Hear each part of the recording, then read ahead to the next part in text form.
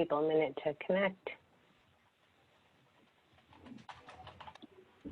All right, welcome everyone. This is the September 23rd Portland Clean Energy Community Benefits Fund Grants Committee meeting. And we're gonna switch up the order of the beginning just a tiny bit to do a little bit less switching back and forth and screen sharing. And we're gonna start with an opening inspiration. Janet is gonna kick things off, and then we'll have a short video after that, and then we'll move into the rest of the agenda. Janet? Yeah, great to see you all this evening. As you know, Ruth Bader Ginsburg, the notorious RBG, passed away last Friday at the age of 87. And while her passing is not a source of inspiration, her life and contributions are. She was born to an immigrant family in a working class neighborhood in Brooklyn, New York, Joan Ruth Bader. She applied her keen intellect and strong sense of justice to better the world, navigating discrimination and adversity along the way. At one point, she was chastised by Harvard's law school dean for taking a spot that could have gone to a man. And despite graduating first in her class and being the only woman to have served on both the Harvard Law Review and the Columbia Law Review, she was unable to land a job offer when she graduated. With persistence and grace, she prevailed both as a lawyer and then as a judge, making significant contributions to the advancement of women's rights, workers' rights, LGBTQ rights, and other equity issues. RBG believed that difference could be acknowledged and appreciated, but not used to constrain an individual's opportunity, and that any differences in treatment must not create or perpetuate legal, social, or economic inferiority. Justice Ginsburg inspires us with her dignity, her tenacity, her willingness to admit mistakes and to grow, and her commitment to inclusion and justice. She helped to open many doors, and we are grateful for that legacy. This Friday, Justice Ginsburg will lie in state at our nation's capital, notably the first woman and the first Jew to do so. We'd like to share a brief video of Justice Ginsburg in her own words. May her memory be an inspiration. If you want to be a true professional, you will do something outside yourself, something to repair tears in your community. No door should be closed to people willing to spend the hours of effort needed to make dreams come true. We are a nation made strong by people like you.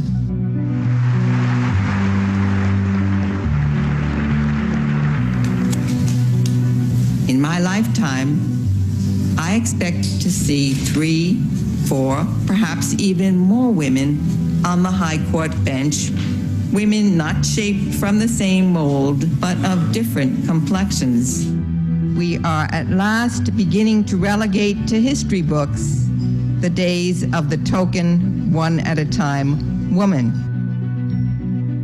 The number of women who have come forward as a result of the Me Too movement has been astonishing. My hope is not just that it is here to stay, but that it is as effective for the woman who works as a maid in a hotel as it is for Hollywood stars.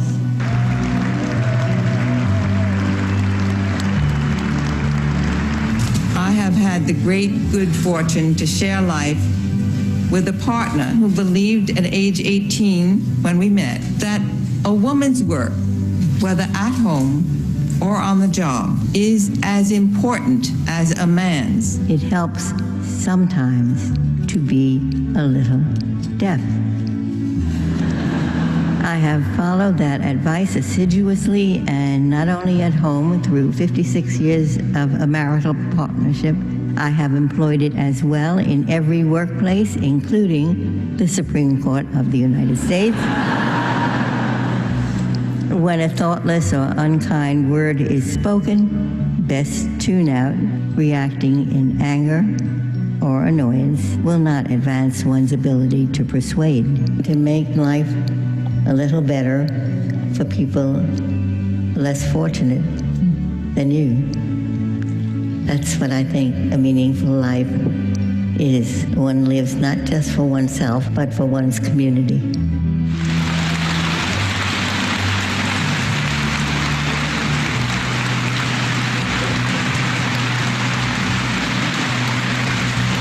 So much. Thank you.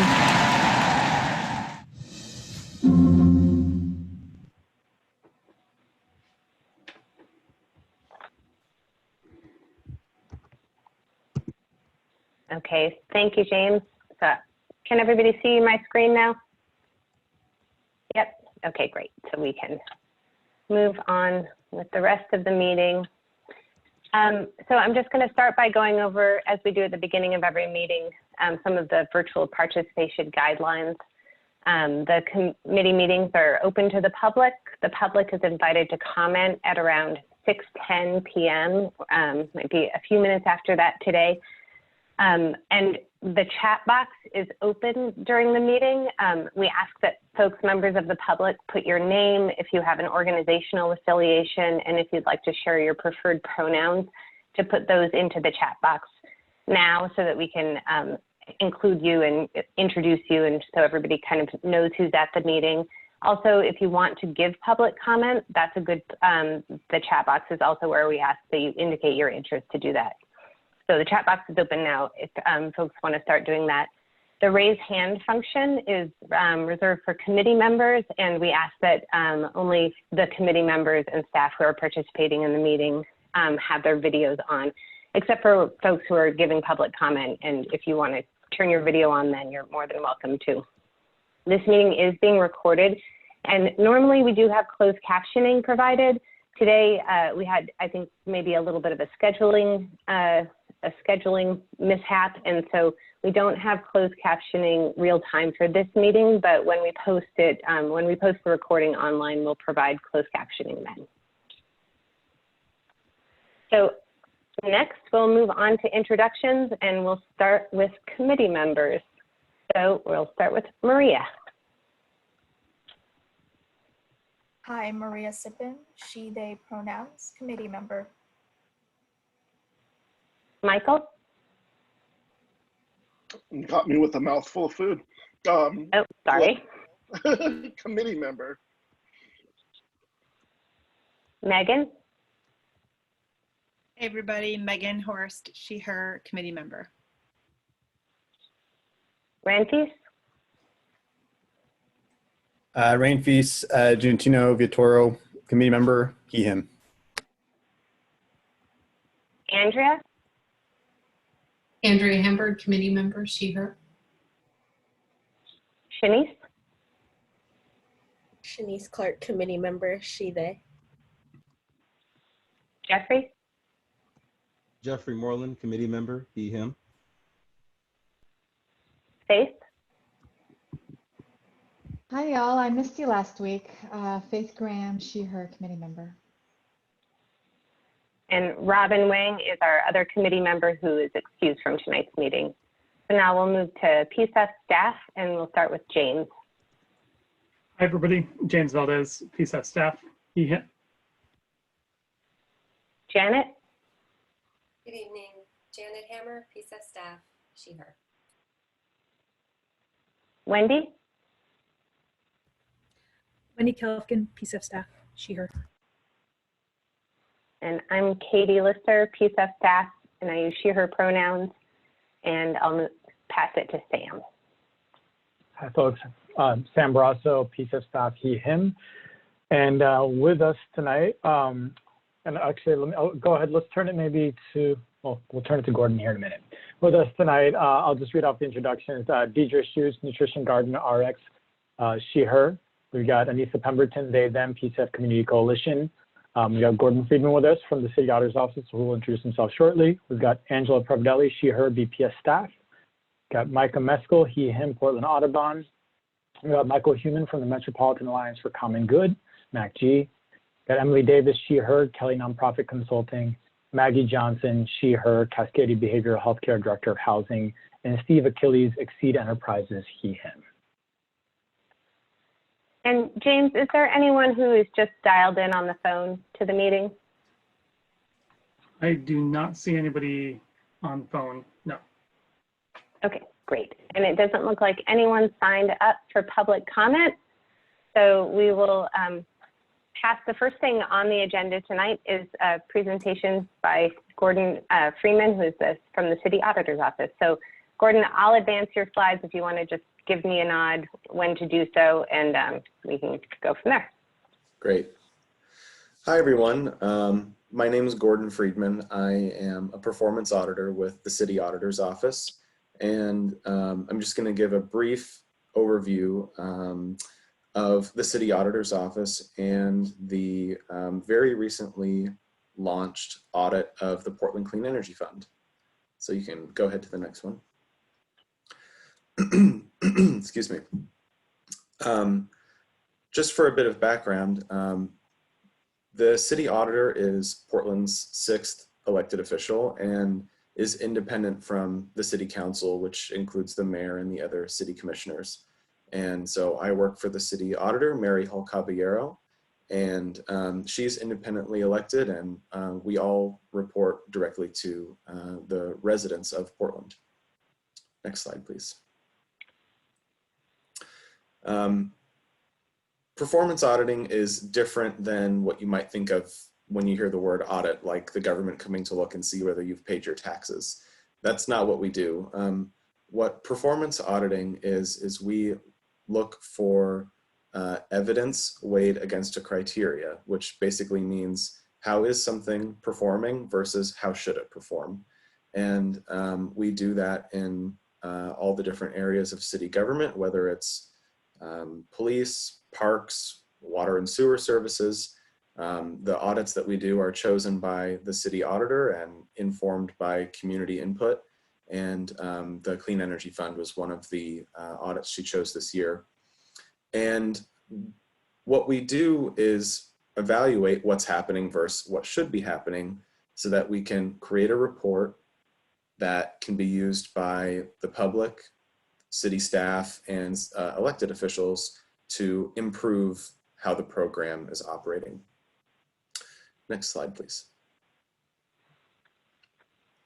And I apologize if the images are a little small here, but these are just the covers of a couple of notable reports that we've had somewhat recently. The one on the left, we did an audit of the city's gang enforcement team, and that the findings there helped play a role in the city changing how it does gang enforcement, disbanding one of its teams. It sort of reformed and then was disbanded again, but the findings there helped to create some better public accountability for what the police were doing in our neighborhoods. The one in the middle is a report that I worked on that was released just a few weeks ago. We examined the city's programs for improving equity in construction contracting and made a lot of recommendations on how to improve that system.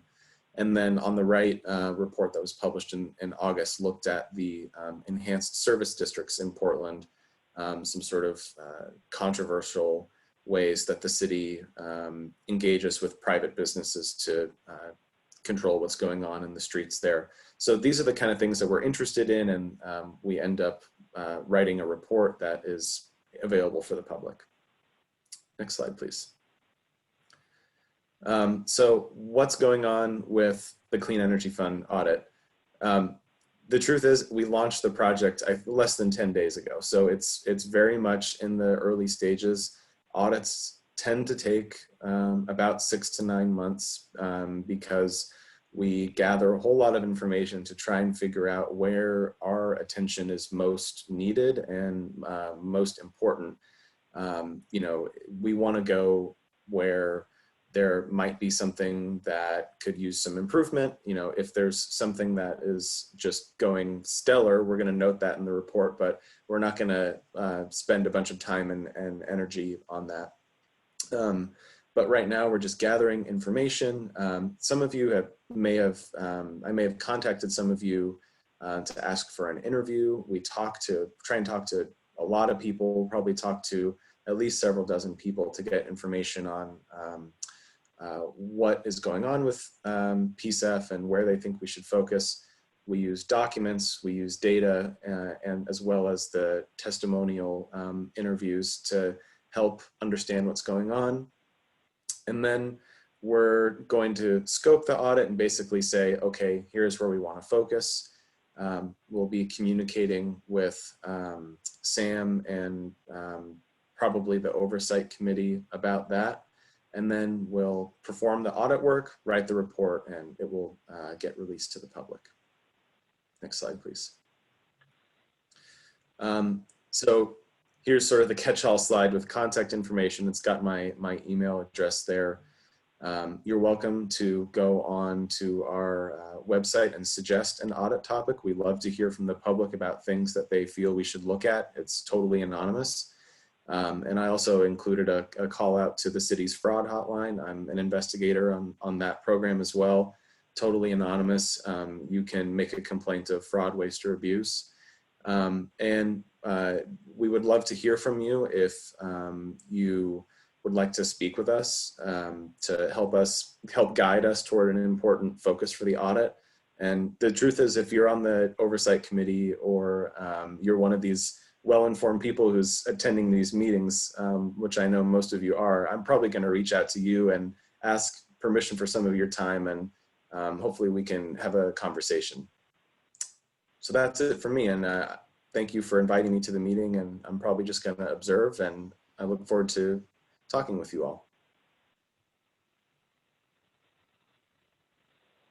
Thanks, Gordon. Any committee member comments or anything?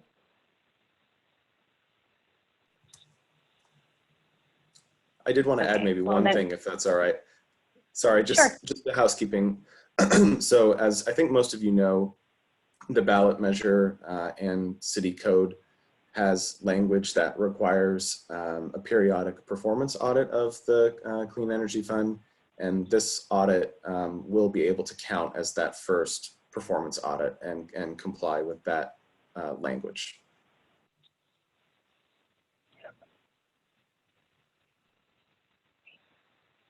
All right, well, before we move on to the next topic in the meeting, which is kind of the meatiest section of the meeting, the bylaws, we're going to pause for a minute and approve minutes. You all received minutes from August 12th and September 9th, and I just like to ask committee members if there are any edits, comments, corrections, changes to either of those minutes.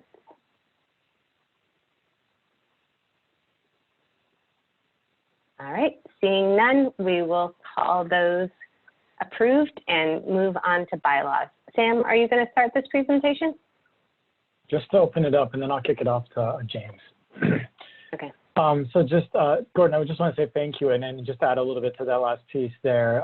This will serve exactly as it will qualify or meet our obligations for our performance audit that happens every 2 years. And we also have a financial audit requirement annually. So that's something we will be contracting for as well.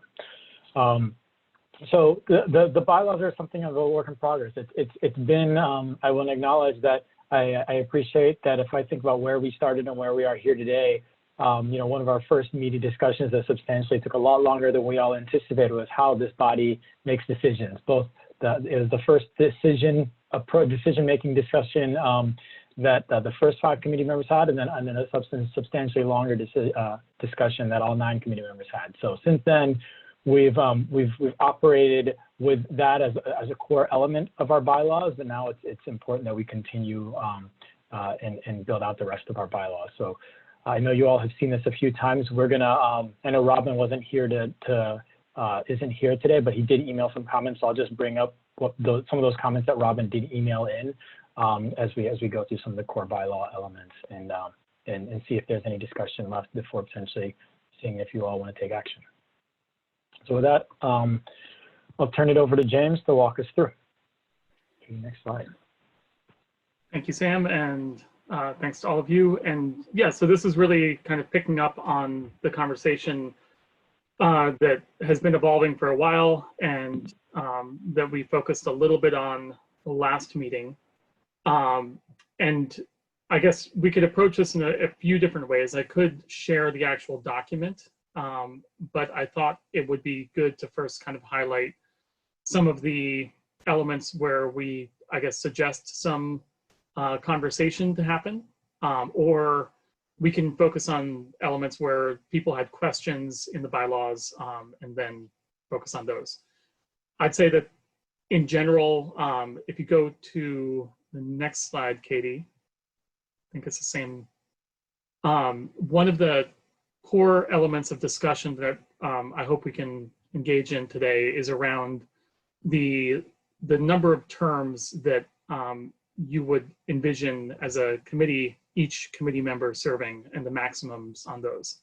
And so we started that discussion in the last meeting, and this is an opportunity to continue that and share some more reflections as you've had a little bit of time to think about that, and then we can go into some other elements if you would like clarification or focus on different elements of the bylaws. And then we can also, as Sam mentioned, address a few questions that Robin had and some kind of formatting and clarity pieces. But I think starting with the term limit conversation is probably a good place to begin. So I guess opening the floor up for committee thoughts about term limits.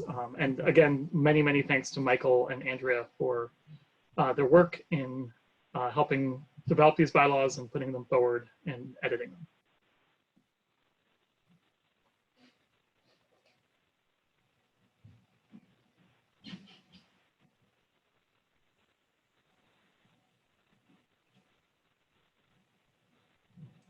Seeing no comments. And not to put, I don't want to put Andrea or Michael on the spot, but it might be helpful to have a refresher of the kind of pros and cons around the term limit conversation, if Andrea or Michael, if you're willing. Or I could provide that, but yeah, I think one of the committee members or subcommittee members, if you want to highlight some of those, that'd be. Sure. I mean, we did introduce this a little bit at our last meeting also. And I think we keep coming back to this because there's the question of turnover and the opportunity to bring in new perspectives and experiences to this decision-making body versus the amount of time that it can take to come into a role like this and learn the work and wanting to find some way to balance those two things. And kind of looking at all of those things, this is what we propose, but we also considered a single 4-year term or in fact 6 years, to allow for the fact for those people in this first kind of odd 2-year term thing to serve 6 years, but that would be the max.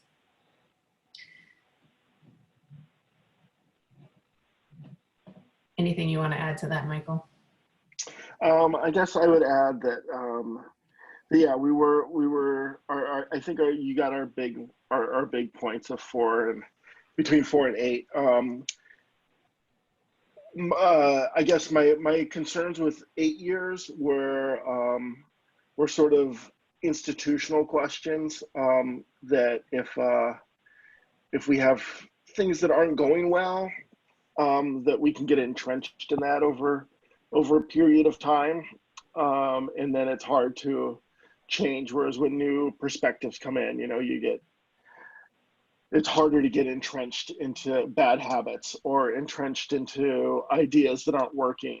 And I feel like 8 years, oftentimes 8 years is, that's sort of the edge of, I guess, entrenchment. But I guess that was one of my worries. My other worry about 8 years is that 8 years it's a long service time. It is a long time to ask of someone. And of course, this isn't required, right? Like you can step out after 4,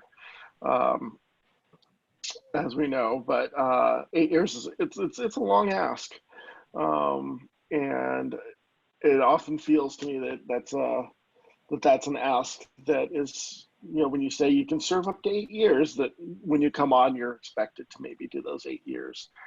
4 years, my concerns around 4 years are that people won't have time to get comfortable. We've all had the opportunity to sort of work on this from scratch. So we all are, I mean, I'm comfortable in it right now.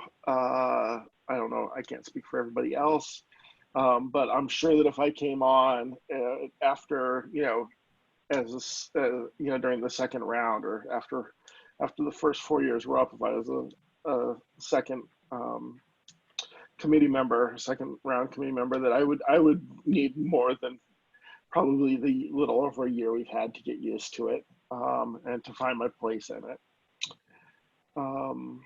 I don't know, those are some of the additional concerns that I had. Yeah, thank you both. And just to highlight, as the bylaws are currently written, the recommendation is for a maximum of 2 8-year terms, or 2 4-year terms. Also noting that partial terms do not count towards that total if somebody is appointed in a kind of off cycle. So yeah, for the first cohort that was appointed. So yeah, other committee perspectives or considerations that you want to elevate? Like Faith? Thank you all for the hard work on this, and I share all the concerns that you shared on both directions. So I think coming down, you know, obviously you just have to make a decision.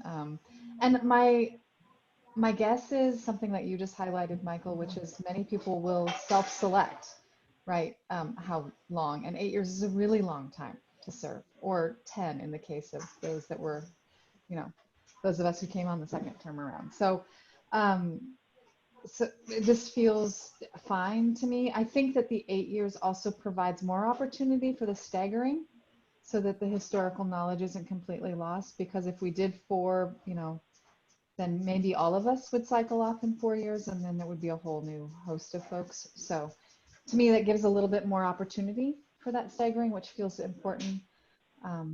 And I guess I would like, maybe this is in our working agreements where we stress that the expectation is not 8 years, that if you sign on, the expectation is a single term, but that, you know, for those that want to and can stay, then that's an opportunity. I'm curious about the decision to say that partial terms don't count towards the full term. Is that, what was the, how did you guys talk about that? So that is to account for the staggered term of the initial versus the last 4 of the appointees in the committee. And just to address something you raised, Faith, I don't think that there's a situation in which there'd be complete board turnover in a given year, because of that staggering that is intentionally built into the structure, unless there was kind of midterm resignation, I guess would be the. But Sam, it looked like you might have wanted to speak to that too.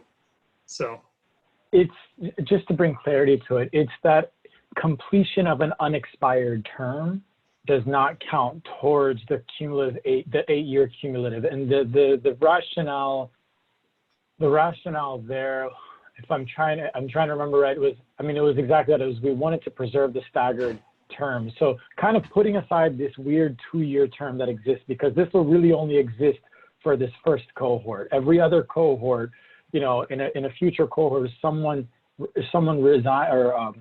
resigns after a couple years of a 4-year term, then that individual would come back, would fill out the balance of their term, and then they'd still have 2 full terms that they could engage in as part of like their getting to an 8-year term. So I think it was just to make sure that someone. I'm trying to remember if Andrew and Michael, you all remember other rationale. It was that we wanted to make sure everyone had at least 8 years to be, if 8 years was going to be the limit, it was that everyone had at least 8 years. Right. And that, and making sure that a term is always a term, when someone begins a term, they don't get a full new term. They're always completing the balance of someone else's term, so it preserves the staggered nature of the committee. Correct, because people resign, people have life changes. And so if somebody leaves early, then that doesn't, and we appoint somebody to their position. If there's a year left, if there's 3 years left, it doesn't matter that those 3 years don't count towards your 8-year maximum. Ranfis? Just so I'm, my apologies if I'm been yawning, I'm getting some coffee here. Just so I understand correctly on the, as I'm reading this, just so I understand it correctly, it says here 8 years of total consecutive service. So just so I'm understanding correctly, consecutive to me means, 8 years consecutively. So, so if I were to take a 4-year term, and then, took a break 4 years, came back, I could take an 8-year consecutive term. So a total of 12 staggered. That is correct. That is correct. Correct. You have to do, if you look a little further in, you'll notice that you do have to, after 8 years, you do have to take a 2-year break before you can reapply. If you want to continue service beyond those 8 years, you do have to take a 2-year break. Thank you. Yeah, and Ramp, if I'm going to recall that from a discussion perspective, this was discussed quite a bit, and I mean the rationale was in the end, it's the committee. The committee is the body that would have to still nominate you back. So it's sort of the potential exists, but it's the committee. Yeah, it'd be up to the committee to make that decision. And if the committee were concerned about issues of either needing continuity and feeling like that wasn't present, or needing new energy, that would be the opportunity for the committee to make that kind of decision of whether or not to bring a previously serving committee member back on. So yeah, does that help? Yeah, no, that helps. Yeah, no, I think it helps clarify just that question, and yeah, thank you in terms of also providing an explanation in terms of terms and balances. I'll just say for me, I appreciate all the thought put into this. I think 8 years is definitely a long time, but I do see the value in that as well. I think for me personally, as a goal, especially as a representative of the east of 82nd block, if you will, I definitely want to see it many different leaders in this seat, and see people, have people see themselves in this type of leadership position, regardless where they are in their life, regardless of income bracket or educational level or age or demographic. So, I think as I review this, I'll be keeping that lens in mind. But I think for me, as a personal goal is I definitely want to see not only a plethora of leadership, but definitely the space for people to grow and exceed. And as you've all noted, sometimes it does take some time to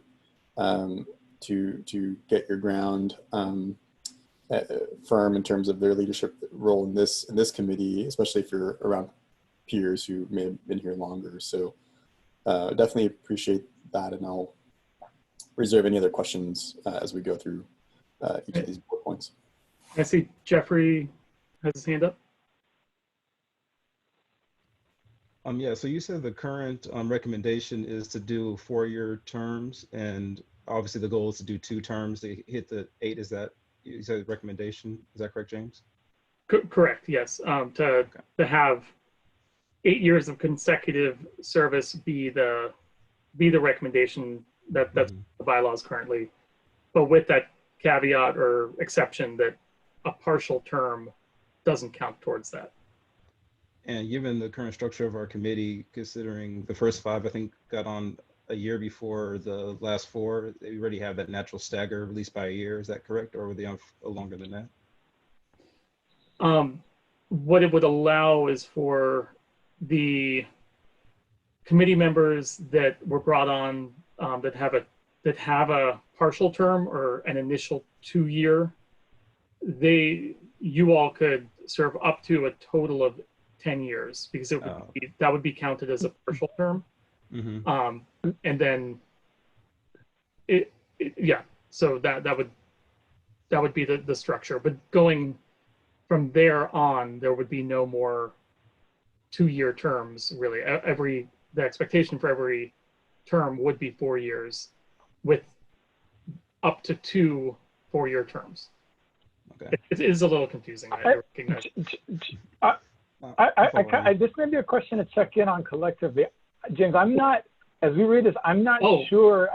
The inaugural committee, for the inaugural committee, as we're reading, I could be wrong. Yeah. A 4-year term, and the 4 seats have a 2-year term. So it wasn't a partial term. The term was 2 years, and so the latter, I was going to say, I don't think we're looking at a 10-year possible term for this group of people. I think we're looking at a 6-year. 6-year. Okay. Yeah. Apologies. I think you are correct in that the PCEF ballot initiative does count that 2-year period as a term. So we're really looking at Amanda. Yeah. Right? Amanda will serve out the remainder of my 2-year term, and that won't prevent her from having 2 full 4-year terms. Correct. And then also, just as a quick reminder, we were the first 5 were not on for a year before we got the second 4. We were there for 2 months, maybe. Yeah. Was all about 2.5 months. 60 days behind. Yeah. So. Yeah. Thank you all for the clarification, and apologies for misspeaking on that. Yeah. Yes. That is correct. That for those appointed to the 2-year term, the maximum that you would be able to serve would be 6 years total. And it might be that we just want to put that in there, that the just for the inaugural 2-year term maxes out at 6, just for clarification's sake in the bylaws.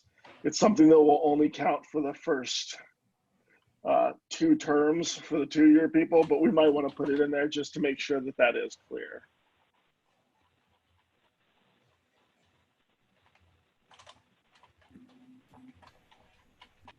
Making a note of that right now. And I also just want to say, Sorry, Maria, I saw your hand go up, but then it disappeared. Did you have a question or comment? Yes, I did. I wanted clarification too on the qualifications for serving on the committee for the bylaws and for the ballot measure.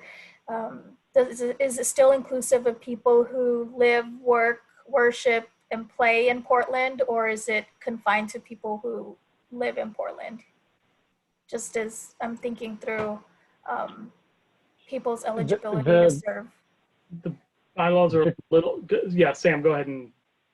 The code is folks who reside in Portland, and so I mean that was something that I know we came up with the recruitment, given that civic life's recruitment looks for live, work, pray, and play, versus the bylaws for PCEF are about residing. So it's something we can come to, but that is in the code. So it's what we carried in. It should be carried in here as well. Or at least by reference, it's not directly noted here.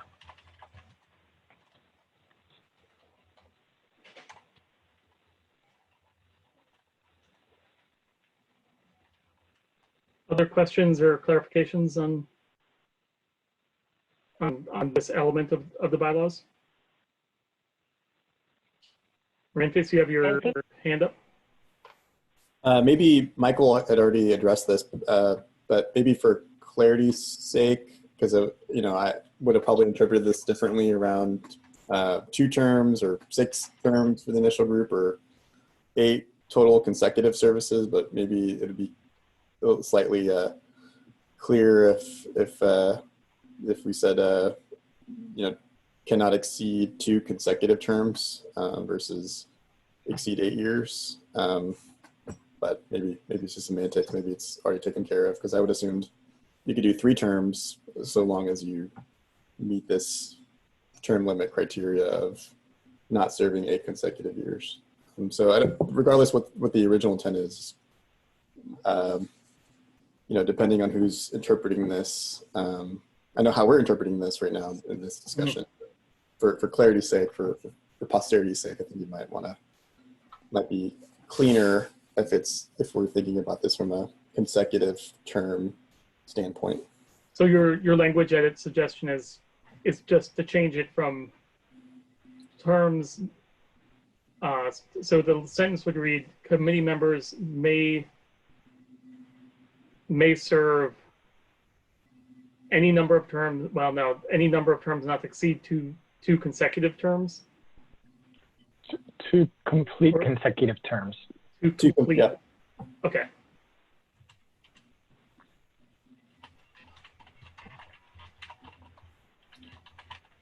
I've made that edit.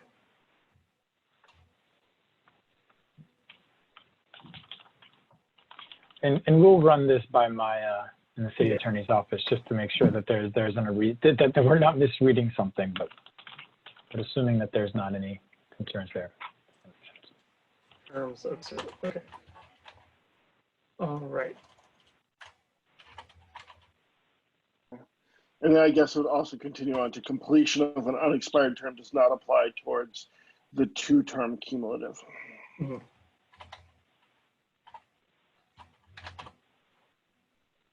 Okay.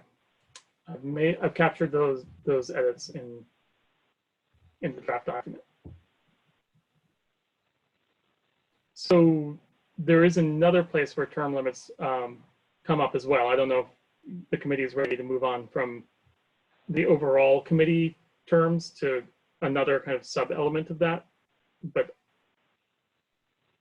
or are there more questions about?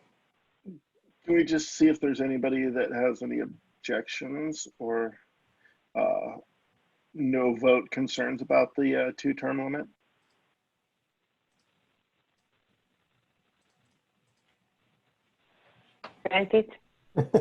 Well, I guess given that I offered that amendment, I guess it does change the second part here. So if you, I guess, 2 complete terms, we agree those are 8 years. But if you're finishing someone's expired term, you could theoretically be doing up to 11 years or more. So I don't know, again, if was the original intent as you all were thinking about this, but maybe that's where maybe capping it 8 years being explicit. That was our original intent, was you could serve up to, by accident, 11 years and 11 years, 11 months and 28 days. Okay, never mind.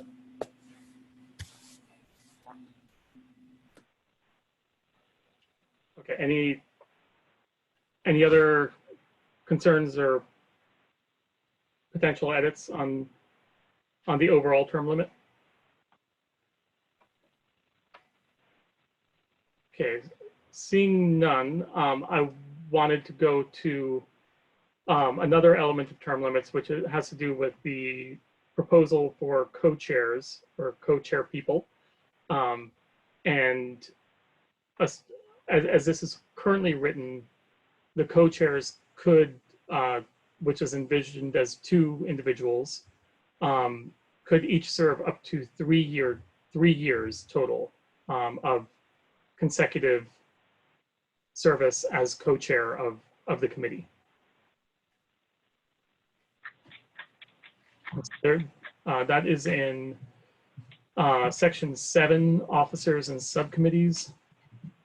If helpful, I can put the document up on the screen. I'm happy to do so if people would rather have that. And also for people on that aren't looking at this document, those materials are posted on the PCEF website under the committee meeting.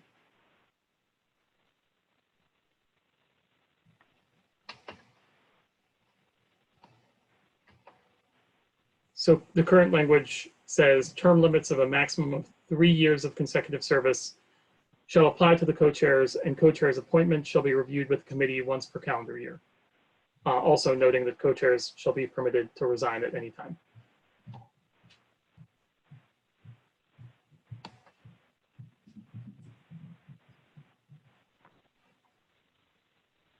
So I guess generally, the structure of 3 years would encourage rotation of those roles throughout the committee, but it could ensure that within even a single term that each committee member served, that there would be at least one rotation of co-chairs.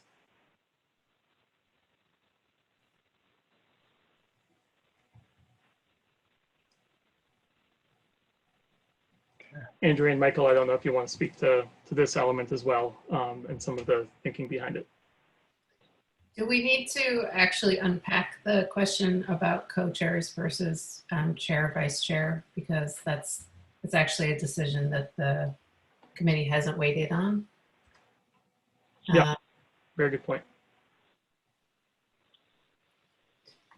So I'll just say we're proposing a co-chair model. Kind of when we looked at the kinds of duties that the chair will be expected to take on, such as media engagement, participation in city council meetings as required to speak for the committee, etc. We thought that might work great as a divided role.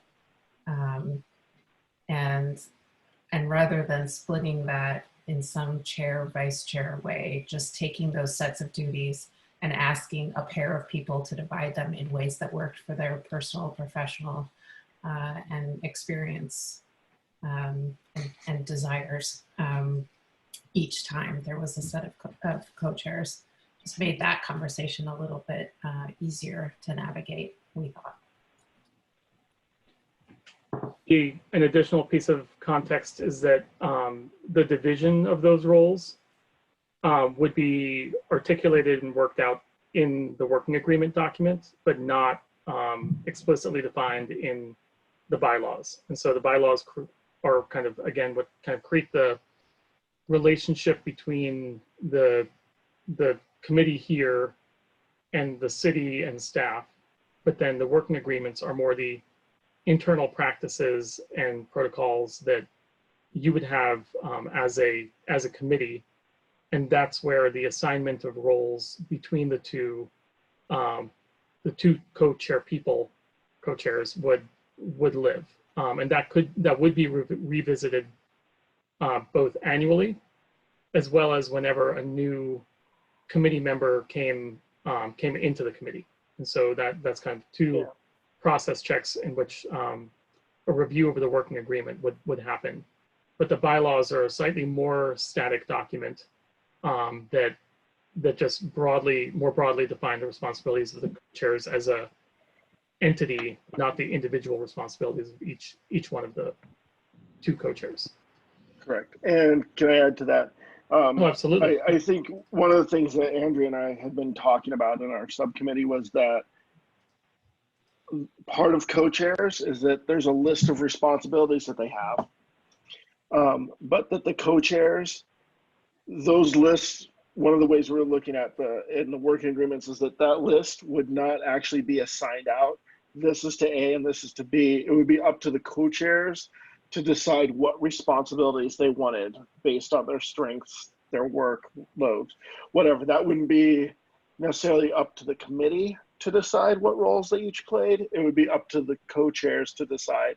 And then when one steps down or when their terms end, then the new co-chairs, or if another co-chair comes in, someone leaves, they get to renegotiate those roles to their strengths and desires. Faith? I don't have any concerns whatsoever with this. The terms, I don't feel strongly about 3 years, but I think there's a lot of, it makes a lot of sense to have a rotation during, the terms of those sitting on the committee at the time. So I like that. And I just wanted to absolutely +1 the co-chair model versus the kind of hierarchy with delegated jobs. Things could change even within a co-chair relationship, right? Where you wanted to change those roles. And I think that we should be completely flexible and supportive of our colleagues that take those roles. And the other opportunity it provides, not necessarily, but there's an opportunity for also some mentorship or some capacity building in a co-chair model, which I think any time that we can create opportunities like that is, we should take advantage of it. So I mean, certainly it might not play out that way, but it could. So I like that and would wholly endorse that model. Thanks you guys for the great thought on that.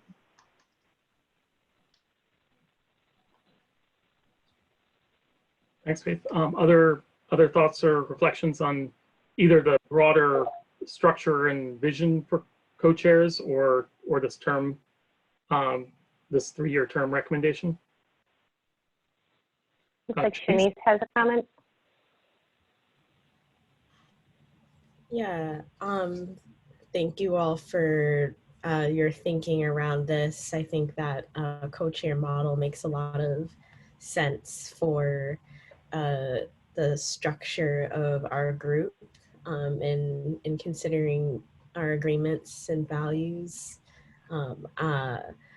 I think it's not something that I feel too strongly about, but a 3-year term for co-chairs, I think given the relationship between our 4-year and 2-year staggered term, definitely leaves room for genuinely a couple of folks to have leadership in the space. So yeah, I'm thinking about what does it mean to cycle through leadership, and I'm familiar with other bodies having a much shorter terms for a chair model, but I think here there's a unique structure. So at the end of the day, I think the things that I value are the direction that we're going in, and just would encourage us to think about distributing that leadership between the group as we continue and formalize the structure. Great, thanks, Shanice. Other reflections? I see Renfis. I do have a slight concern on this, and that's well, in general, I think I support a co-chair structure. I think my only slight concern on anytime we develop a co-chair structure or even any type of leadership structure is just the distribution of work. And I think as volunteers on a committee, and I've been on a few committees where, especially new established committees where there's a lot of burnout for folks who are co-chairs. And sometimes co-chairs take on an entirely new sort of exec structure that's not explicit on bylaws or delegation. So, I think sometimes work, as we're building norms together, sometimes a lot of work can be consolidated, and sometimes I think other committee members may be surprised how much work co-chairs could be taking on. So I think it's more about the concern of burnout that I'm trying to sort of propose. So as we are, I think as we're building norms and constructing these bylaws, I think my only concern moving forward is one is just keeping a good temperature check on how folks are doing as we're proceeding together, making sure we're not burning out. And I think just trying to work on good working agreements where you know, we're trying to delegate responsibilities or think fluidly around how we delegate all our volunteer roles as a committee. My only concern, of course, here is having great leadership just burn out in 1, 2, or 3 years. So that's just my concern. I don't have a solution, but you know, again, a working agreement. I'd love to see multiple folks on this committee take on, you know, a leadership role or a co-chair role throughout our terms together. So just wanted to note that. Yeah, thanks, Ranfis. And I see a couple other hands up. Just also wanted to note that in that clause talking about 3-year terms, it does say that, you know, co-chairs can resign at any time. It doesn't require a 3-year term. So that's kind of the maximum. And since the working agreements will be reviewed at least annually, it does provide that kind of natural check-in opportunity for somebody to step out if they do feel like the workload is too much. But I do see a couple of hands up. Don't know who's up first, Megan or Andrea? Well, Andrea, if you were going to respond to Ranfis, that might be helpful. I actually was just going to say it's really a term limit. It's not a requirement that somebody serve in that role for 3 years. It's just thinking that 3 years is a good chunk of time to hold that kind of responsibility and space for the committee, and wanting to make sure that there was turnover. Yeah, and I'll just chime in with a couple comments on the overall proposal here. Well, particularly on the co-chair model. I don't have strong feelings on the 8-year term limit. That makes sense to me. So, and I think all your deliberations, I appreciate. 8 years does seem like a long time. So, so that seems like fine to me as a cap.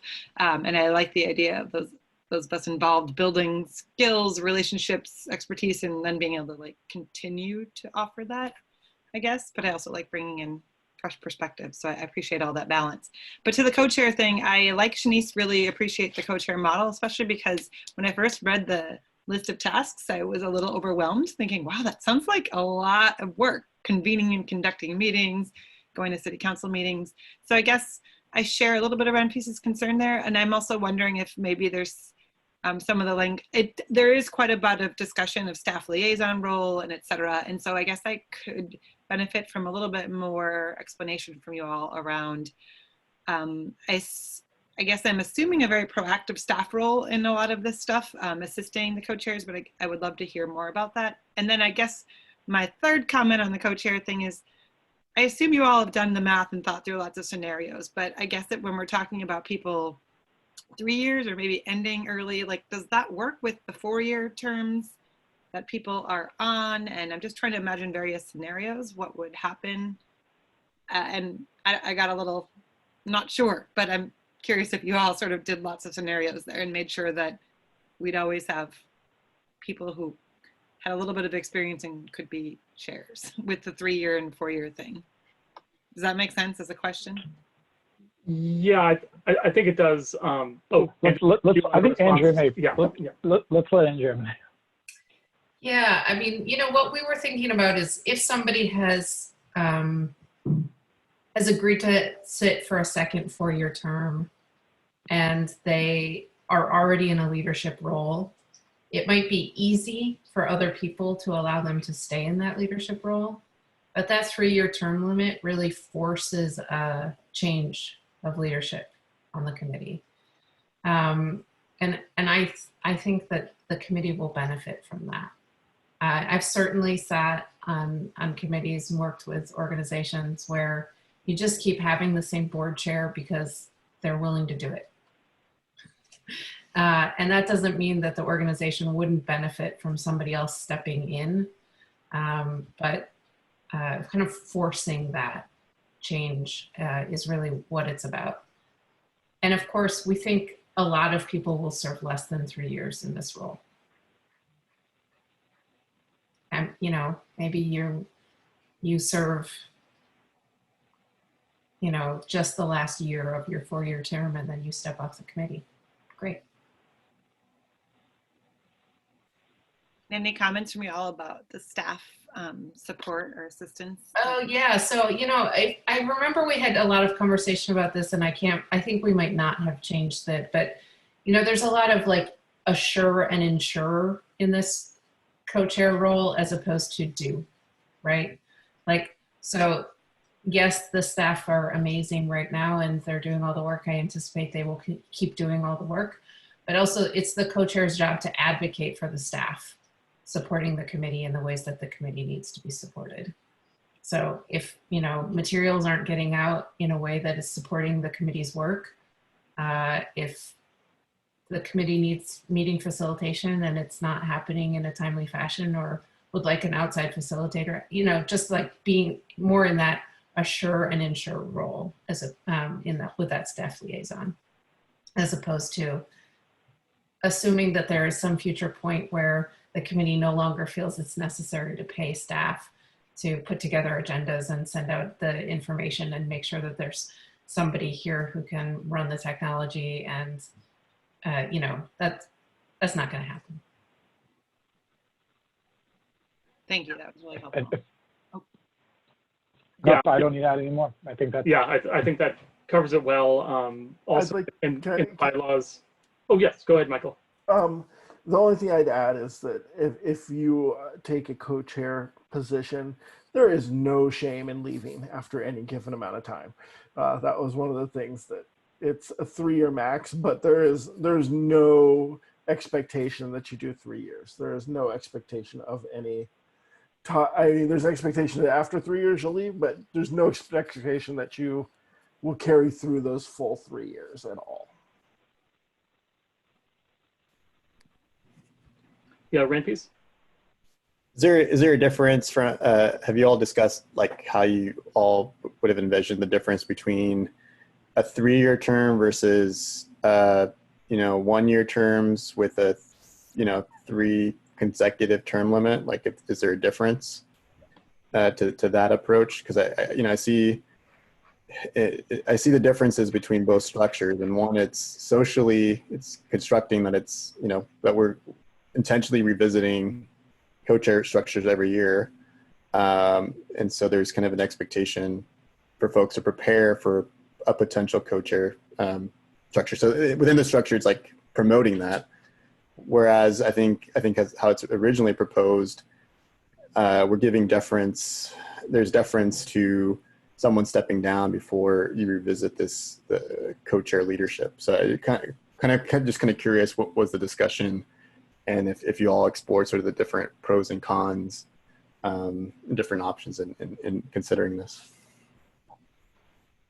Andrea, do you want to? I think we more focused on the amount of time we thought was the maximum amount of time we would want somebody to serve in this leadership role without a change. And I don't think I think the only complication I can think of is, well, then every year the committee's going to have to say, okay, who's going to be our co-chairs this year? But you're probably going to have that conversation anyway. So kind of documenting that that's going to happen every year. I don't think there's any problem with that. Makes a lot of sense. I just wanted to do a quick time check. It's 7:04 right now, and we had a break scheduled for 4 minutes ago, and then picking this conversation back up after the break. So is now a decent time? James, I'm not sure what else is kind of on the agenda to cover, but is now a decent time to take that break? I think it is, unless other committee members have thoughts about this co-chair model or the framing of terms, I guess, in the model. But we could take a break for 5 if folks want. If there isn't comments, I might, just so that we don't lose this thought real quick, just for everyone's sake, read the language that's there and see Rampes and Andrea and others if that's getting, if it needs a clarification to this point that was just brought up. Mm-hmm. The language currently says term limits of a maximum of 3 years of consecutive service shall apply to co-chairs, and co-chairs' appointments shall be reviewed with the committee once per calendar year. Co-chair shall be permitted to resign at any time. So Ramphis, because you asked that, I want to see, I'll put that question first to you to see if that language creates that space for that, creates enough of that space for that check-in. And obviously some of it is the practice of how we do it, but. Yeah, I think, I think how it's, to me, how it's currently constructed, it's more, the expectation that you serve out a 3-year term. But again, everyone can interpret it differently if you're to assume a leadership position. And then I think, whereas a 1-year term with a 3-year max term limit, I think it still delivers, I think, which is, having a, making it a regular conversation around how we revisit co-chair leadership. But regardless, I think either of these models still raises the same question, like, what do you do when there are multiple people interested in a co-chair position? In how it's currently constructed, are we waiting till someone steps down, or does someone say, hey, I want to, I think I want to be co-chair for this following year? So I think it's kind of like, what do we do with that? It's kind of unclear.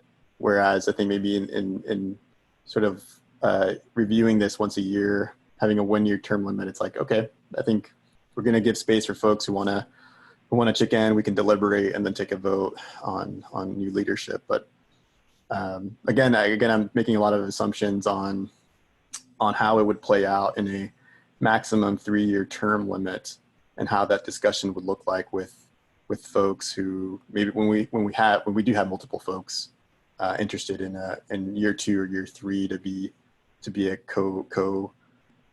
co-chair in the event when those current co-chairs don't want to step down. Shanice, I see your hand up too.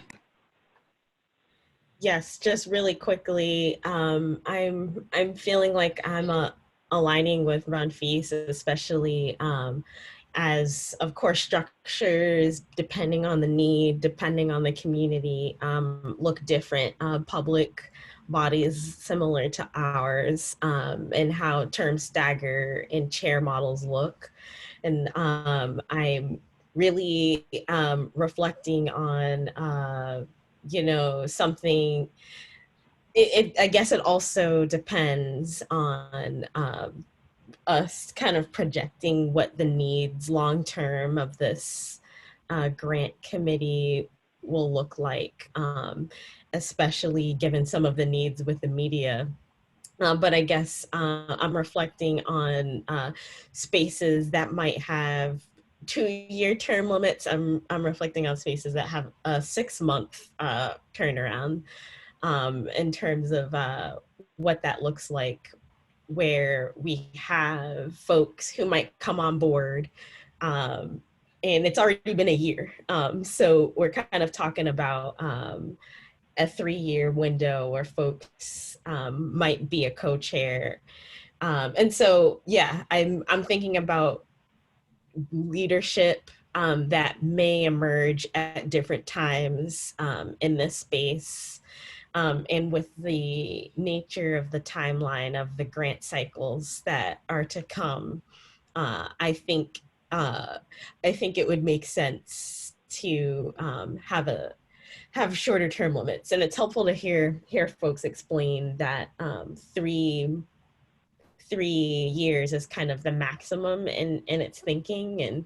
And as I'm just reflecting on the communities we represent and also are thinking about through our work, the understanding of what these things look like before you sign up for a particular role. I think there can be some norming around how we talk about the co-chair model if the 3-year term limit is just kind of a thing that we are not expecting folks to fill. And so those are just things that are coming up, how we might talk about the co-chair structure if it maintains that consistent 3-year 3-year term, but I'm almost just really thinking about 1.5 years or something a little shorter that will encourage leadership to emerge based off of interest in the group.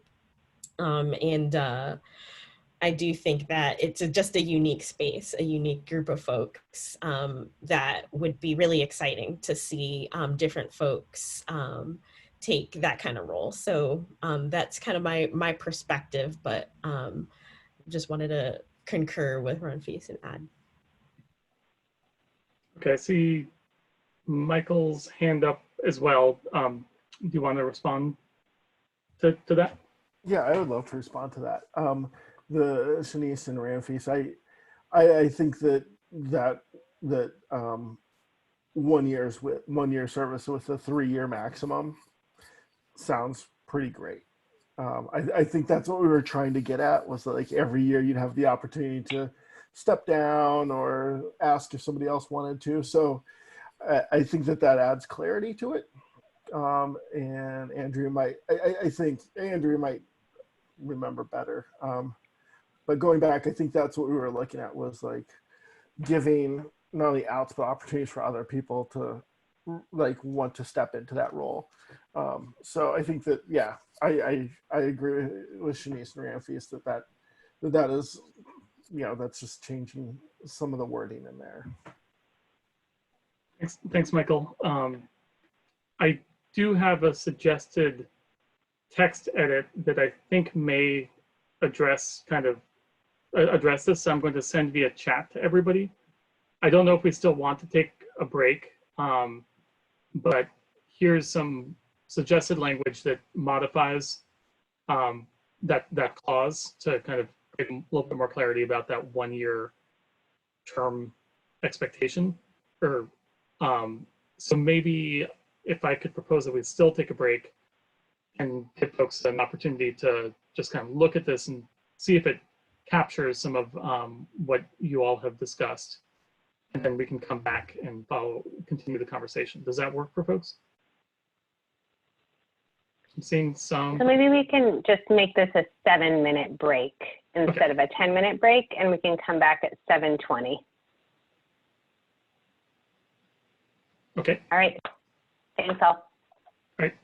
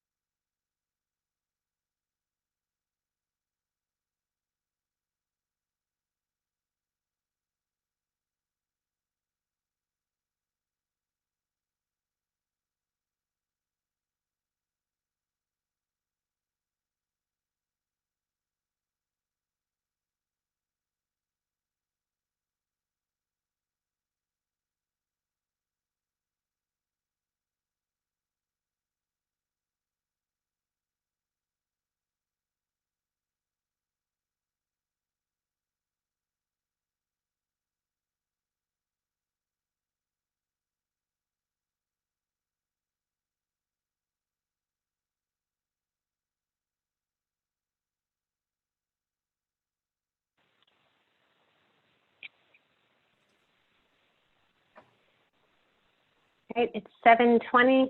Folks could come back online.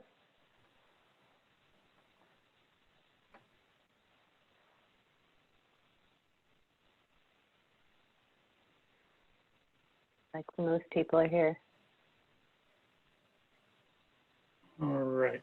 Also, in the break that we had, in addition to the text edits that we discussed, I also incorporated some of the language earlier that we talked about in regard to overall committee terms. So I'm going to put that in the chat as well. And we'll see when we have everybody back.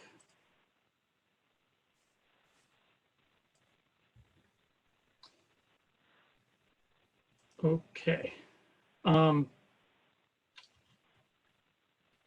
So in the chat, you should hopefully be seeing language edits that attempt to incorporate some of the concerns and clarifications that were brought up in the discussion. And so I guess this is an opportunity to see if there's any other elements that need to be brought in that the committee has, or to open this up for other elements in the bylaws, recognizing that this is the term limit piece was kind of the primary element of discussion that we anticipated, but I want to give Andrea and Michael an opportunity to kind of maybe bring us home here. So Andrea, yeah, go ahead.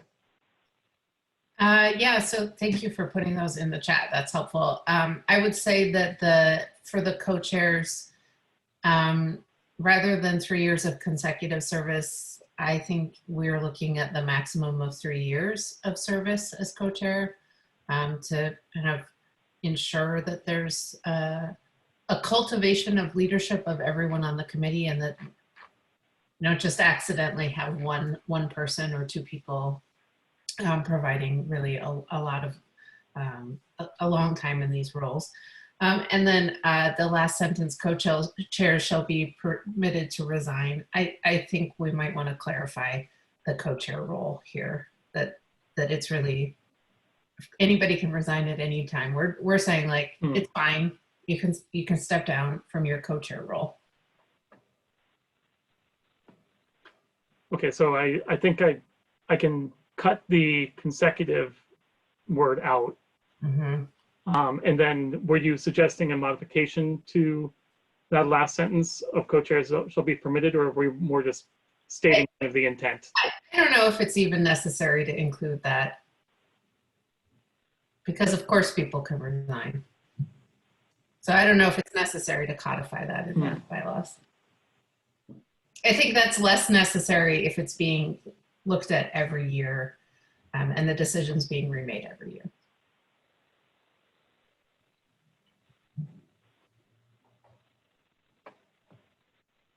Okay, is there other thoughts of supporting deleting that last line? Or let's say concerns with deleting that last line.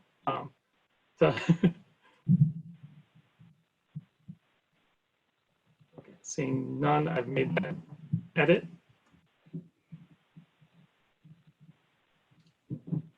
And maybe we could do kind of an overall temperature check on where we've landed then with this concept of the terms, both for the overall committee members as well as for the co-chairs.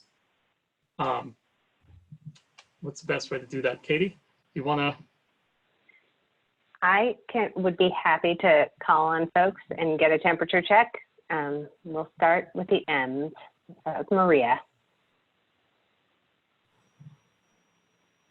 I like the edits that you proposed, and I don't have any issues with the way that those have been phrased so far. Michael? I like it. Megan? My temperature check is warm. I like it. Renke? That's good. Shanice? looks good. Faith?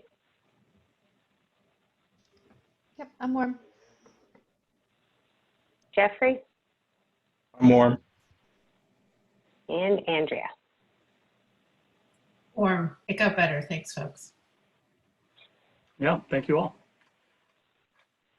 So now I guess a little bit more of just an opportunity, Michael or Andrea or others, if you do want to talk about other elements of the bylaws where there might be clarification. And then if there is none, then Sam also did want to quickly run through a couple elements of what Robin had sent us via email, which are mostly minor kind of grammatical elements. But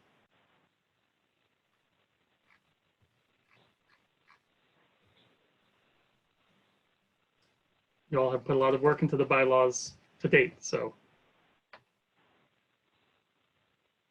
And just wanting to make sure that that the committee understood that we will be asking for a proposal to adopt these bylaws at this meeting. So if there is anything that would kind of keep you from supporting that, now's time.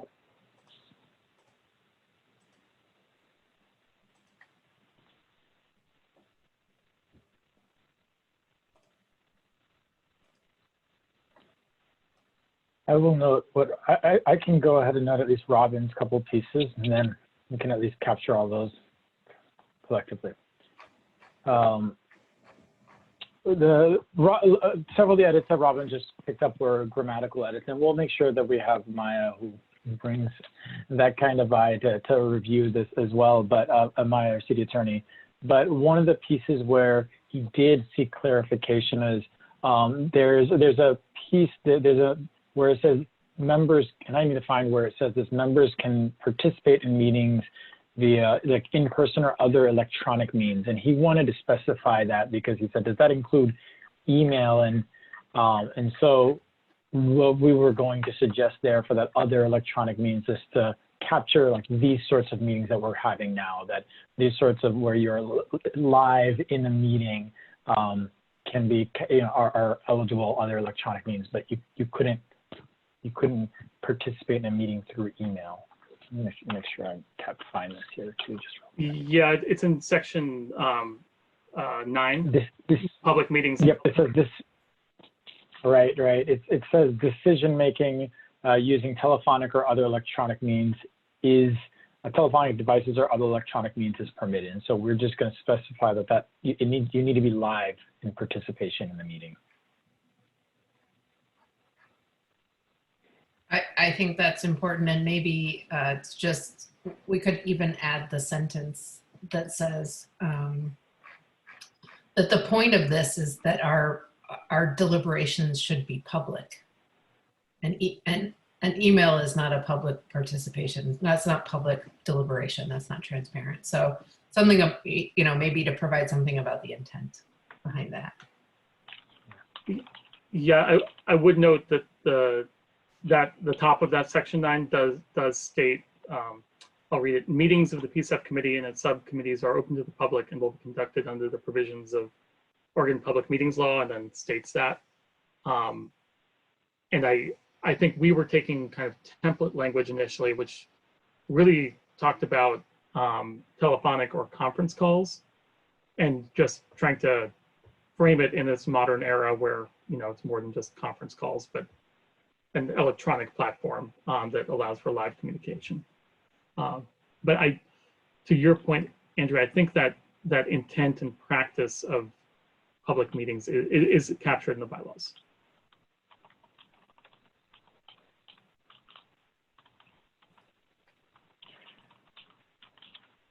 So that was the change that Michael suggested. So we can make sure we figure out the right way to say that and capture that. But and then there's just a few other elements specifically relating to how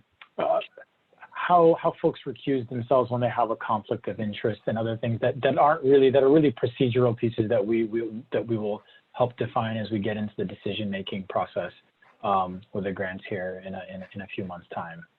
So those are some of the things that Robin had raised. We followed up with him and let him know that we'd be we would bring those that are relevant to changing this document here, and the others that we would respond to afterwards.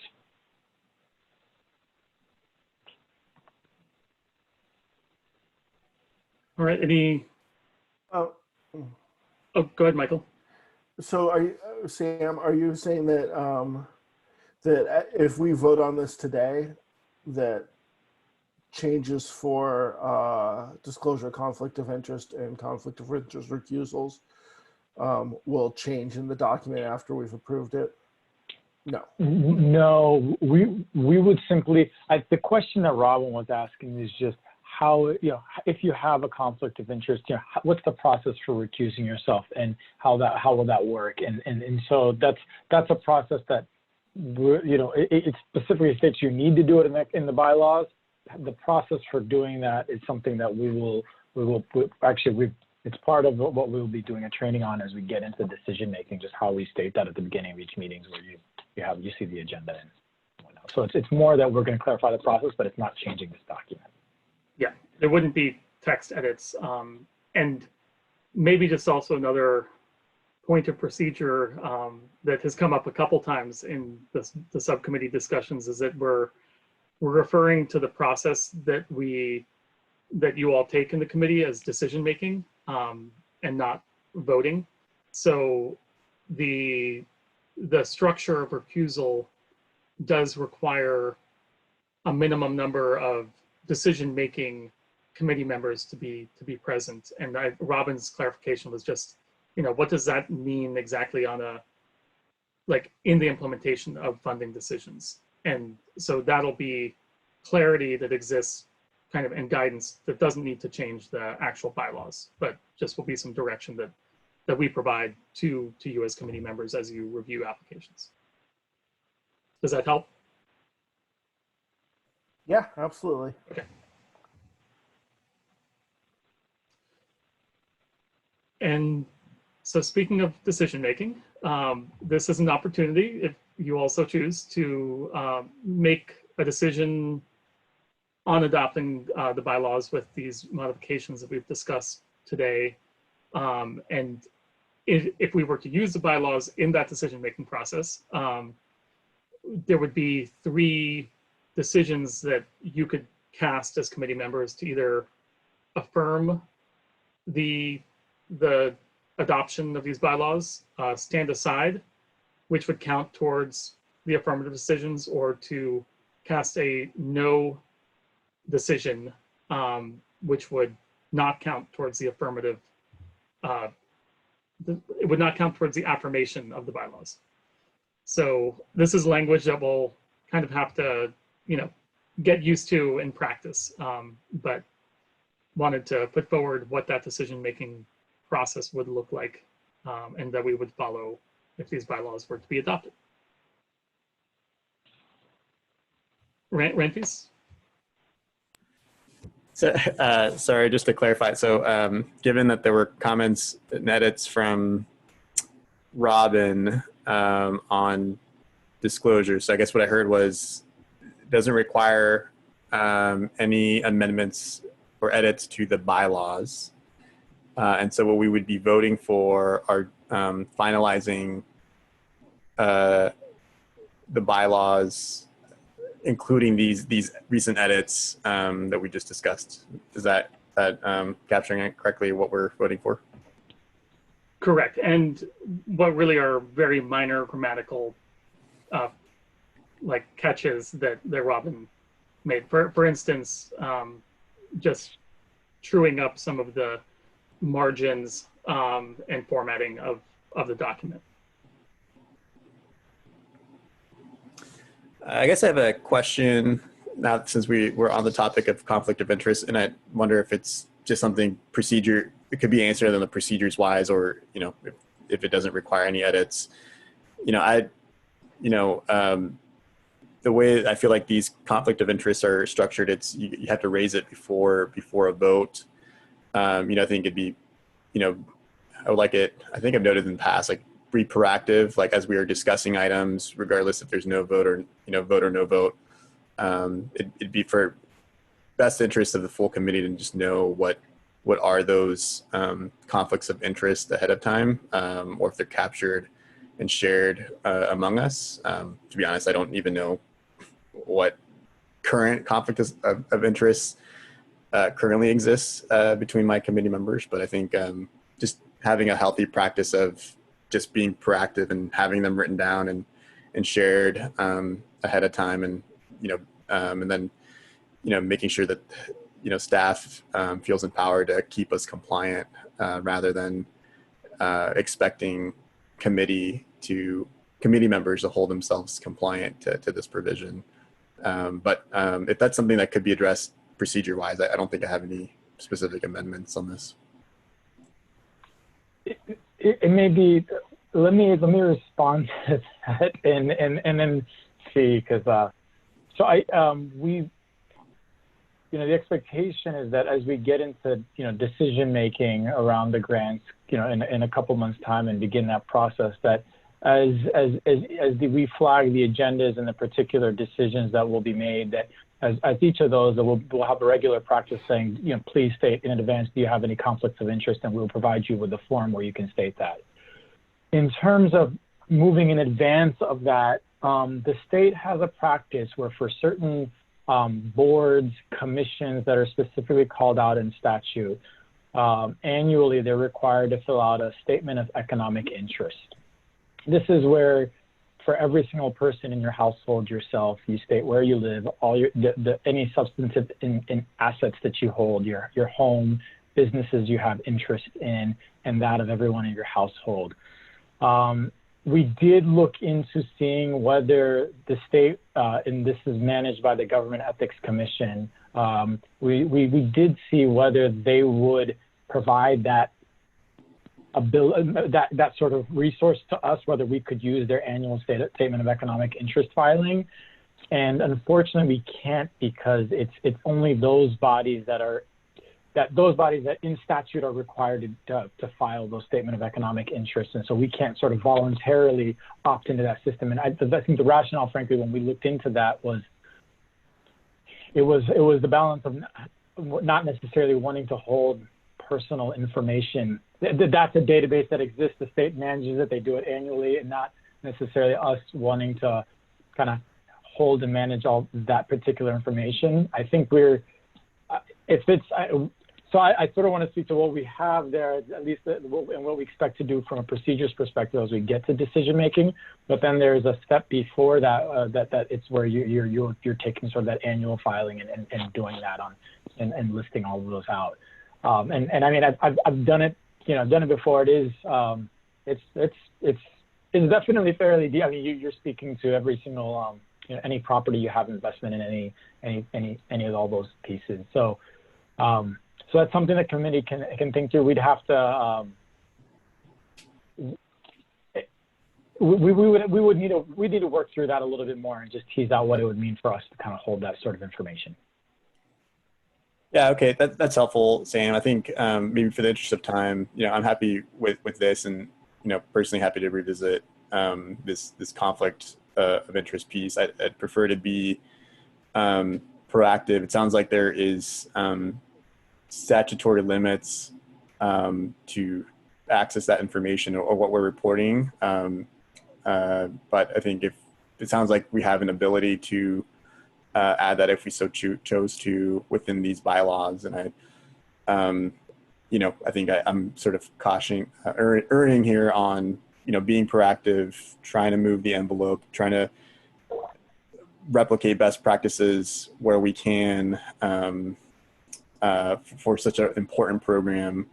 But again, I think I'm happy to set that aside and vote for what we have here. But just wanted to, it's definitely coming up now as we're talking about this and some of the edits that I think Robin has. It's so I'll stop there. If there, yeah, as we work through and practice how as you'll start to see that as we get into those decision-making meetings around particular grant investments, I think that'll be a good place just to see, does this feel right? Does this feel like it's getting at it? Is there things we can beef up there, and then see whether we need to take a more even further proactive step. So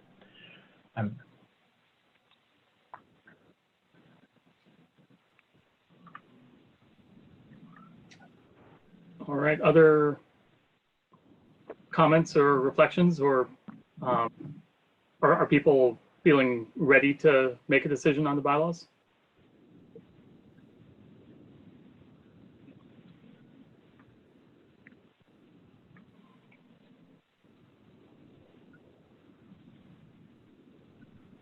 They look ready to me.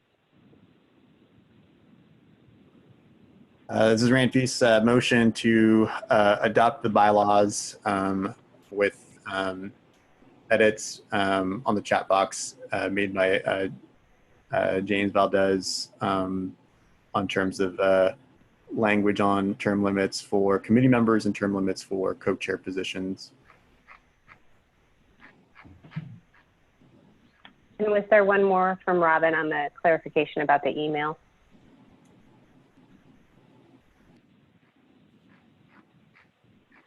Yes, I want to amend that proposal. Thank you, Ramphis, and add the additional clarification around electronic participation in meetings. Second the amended proposal.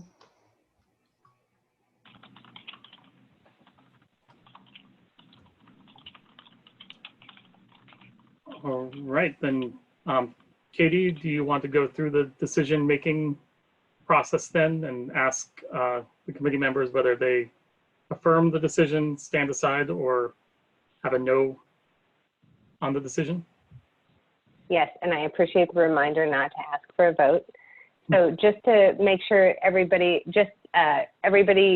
understands stand aside. So an affirm is to affirm the decision as proposed and amended, and a stand aside basically supports the affirmation. The purpose of a stand aside is if people feel like for them personally, they're not sure about the decision, but they are sort of recognizing that it is the best decision for the group. And then a no is in opposition to the decision. So we'll start with Maria. I affirm the proposal. Megan? I affirm the proposal. Michael? Affirmative. Shanice? I approve. Jeffrey? Affirmative. And Faith? I seconded and approve, or affirm. Oh, you did second.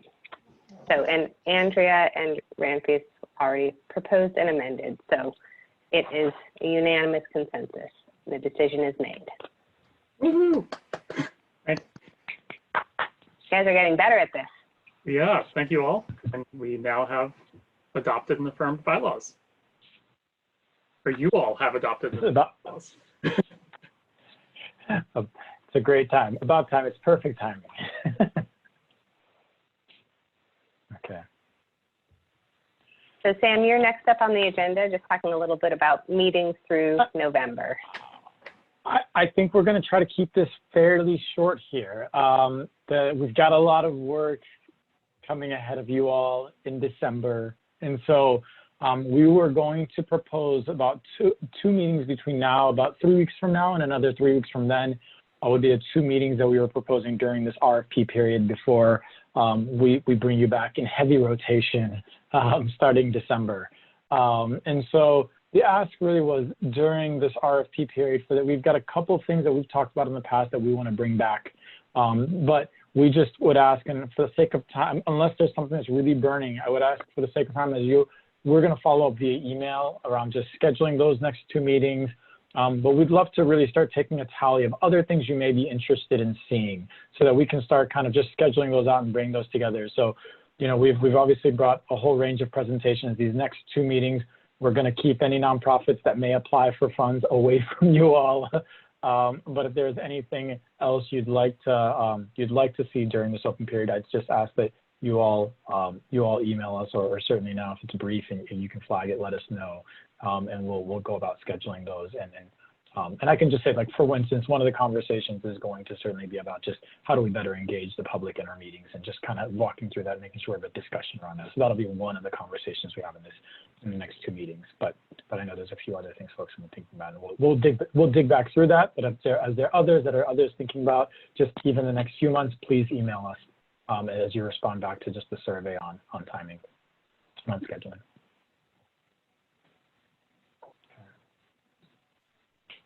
I know I didn't create much of an opening, but if there is anything burning, please let us know now.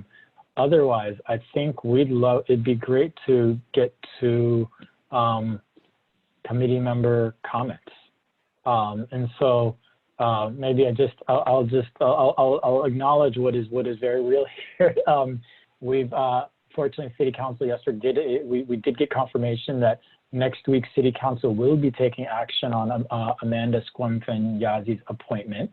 So this is very much the last meeting that we've got Andrea Hamburg here with us. And so I just want to open the floor for folks to just share any comments, any thoughts, because it's been wonderful, and it's bittersweet, and I appreciate that you all were able to adopt the bylaws today at least. But I'll open the floor. I get to talk first.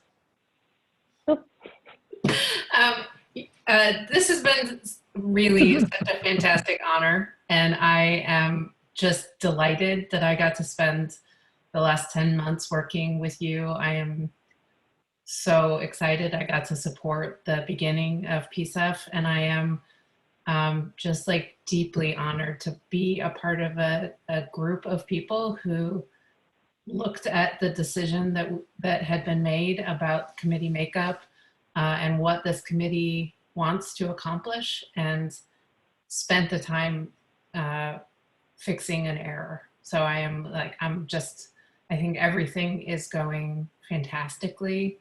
I'm so excited to see what you accomplish over your 8 years. And you know, thank you all for your continued work on this. PCEF winning at the ballot is definitely one of my decade highlights, and getting to support it has just been incredible. So thank you all for your service, and thanks for letting me play.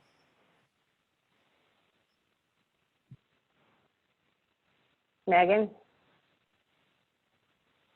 Yeah, I wanted to make a comment. I wrote a haiku for you, Andrea, and then I have a few comments, but it's community norms, bylaws, and group consensus, detailed attention. That's my haiku. But that was me trying to be creative. And in general, I just want to say thank you, Andrea, for your service. I've appreciated, as noted in my haiku, your attention to kind of governance issues. It's something you said was a strength coming in, and you brought it, and I think we're benefiting from that, so thank you so much. And also just for your calm demeanor and your warmth and your attention to detail, and yeah, I really appreciated that.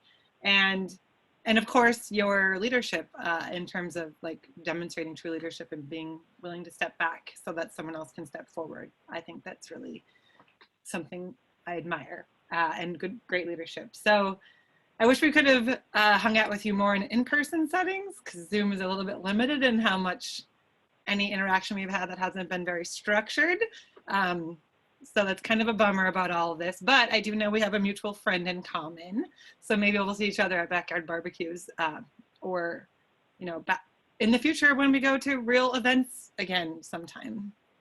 So that's what I have to say. Thank you, Andrea. Michael, and then Jeffrey.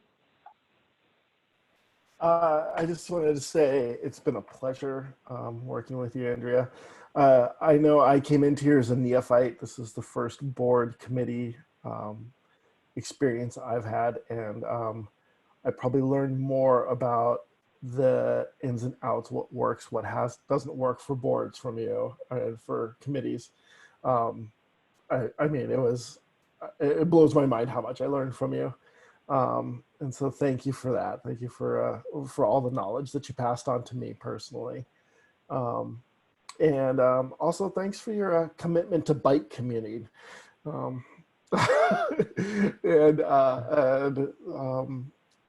yeah, we're gonna miss you. I'm gonna miss you. And yeah, thanks for all your hard work. It's been a real pleasure. Jeffrey, and then Maria. I would just like to say thank you for your service, Andrea. I think you were the first committee member I actually met in Southeast PCC. It was a pleasure. It was a good experience being the first person I met there. I love your calm demeanor and everything you brought to the table, and I really appreciate your sacrifice. You saw there was a void, and you willing to step up to that plate and make the sacrifice that you're making. I don't take it very lightly, so I'm just very inspired by you, and I hope nothing but the best for you in the future. It's been a pleasure knowing you, in this setting at least. Maria, and then Faith. Andrea, thank you so much for answering the call to serve on PCEF with us. Thanks for your presence, for showing up and following through, which is a big deal. I was always looking forward to the comments that you would make. I feel like they always resonated with me, and I have a soft spot in my heart for public health people who do climate justice work. So I was always looking forward to working with you and wish we could have had a longer stint here at PCEF together, but I know that we'll cross paths again in other work. So I'm one of your comrades in climate justice, and I can't wait to continue working with you. Thanks so much. Thanks, Maria. Faith, and then Shanice. Ditto everything else everyone said. Andrea, it's been so nice to get to know you, even though it's not nearly as well as I would like to, and I hope that we get that chance in the future. And everything that everyone said, particularly your leadership in making room for what was called for righting that wrong, and that has meant a lot to me as an example and a mentor for me as well. And so I just deeply appreciate that. And I hope this is, I feel really great knowing that you're in the community supporting PCEF. So thank you for that. Thank you for being a leader in that. And we haven't given up the idea of meeting, have we?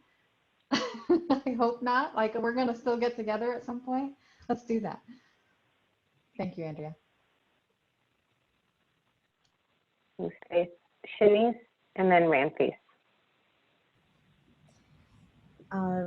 I'm feeling similarly and just want to really state my appreciation for the leadership that you really brought to this space. And I think this group is really able to benefit from you being here, and wish it could be longer. But I know in different capacities, we have to stay connected, and just want to also name, I think, especially during this time, before this uprising began, we were kind of grappling with this. And so just want to appreciate and name your willingness to step up and recognize that value of creating space for Indigenous voices here in the committee, and what an example that really means for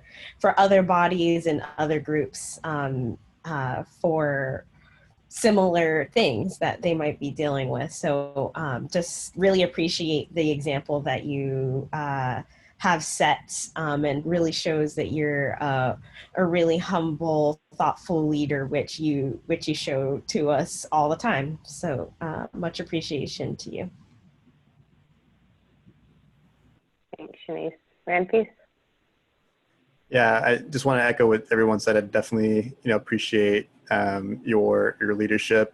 I think you've definitely raised the bar for us in terms of how we think about inclusion and making space in terms of leadership and power here in the city through PCEF. And I think it reminds me of a quote from MLK, where he states that the ultimate measure of a person is not where they stand in moments of comfort and convenience, but where they stand in times of challenge and controversy. And I feel like the world has changed since we first started together on this path. And I think your leadership, we can definitely feel the framework and imprints and the framework of how we set up PCEF here. So just want to thank you for that leadership. And I hope this isn't a goodbye. I expect that we will continue to interface and hopefully conspire. I don't know if conspire is the right word, but I do expect that we build the kind of future that we want to all build together for us and future generations. So thank you.